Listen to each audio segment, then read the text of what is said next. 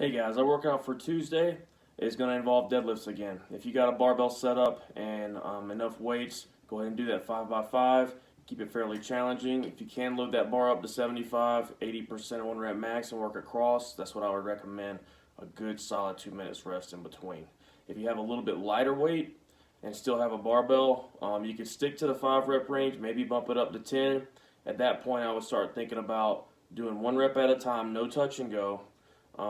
And getting a proper setup every single repetition and pulling a little bit faster from the ground with a good straight back, getting your weight back a little bit and make sure you're engaging the hams, getting the weight into the heels quick on the deadlift. Just like a couple weeks ago, if you got only one weight, a kettlebell or dumbbell, let's go ahead and bump the repetitions up to like 15, maybe more than that on the single leg deadlift.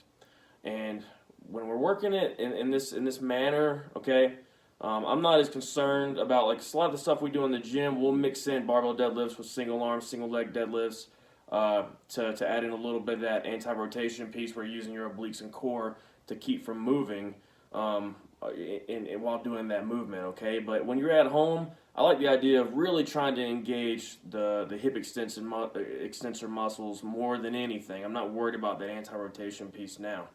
So all that to say, use something for balance, and the leg that you keep on the ground, have the weight on in that same side hand, so a little opposite of what we usually do at the gym, because I really want to try to engage glutes and hamstrings more, trying to work those muscles specifically and not your core stability muscles, okay? So I'll knock out a few.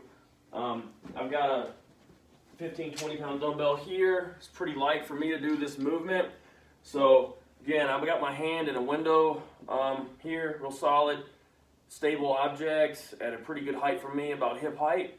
And then I've got the weight in my right hand, and I'm going to keep my right foot on the ground, swing that left leg back, get a good far reach, stand it back up tall, keeping tension on hamstrings and glutes.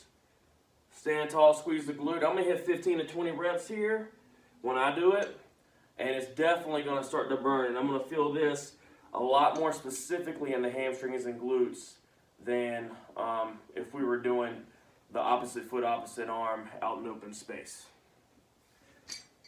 And then just to wrap up this video real quick, for Tuesday's Metcon, find a running route if you don't have a bike. Most of us don't.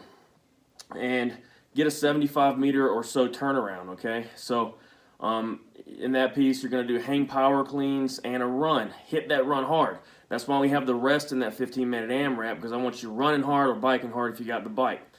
The single arm, if you don't have a barbell and you've got to do the dumbbell or even kettlebell cleans, from there, I want feet under the hips and use your lower body hinge like we do on a barbell clean to move that weight up here, okay?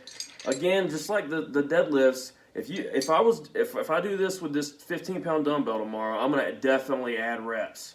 So it's prescribed as 5 per side if you're doing single arm.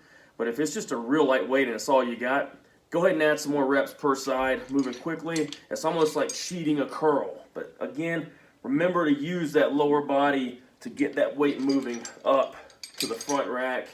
Don't lower it deliberately on the way down, because I don't want to blow your biceps up too bad.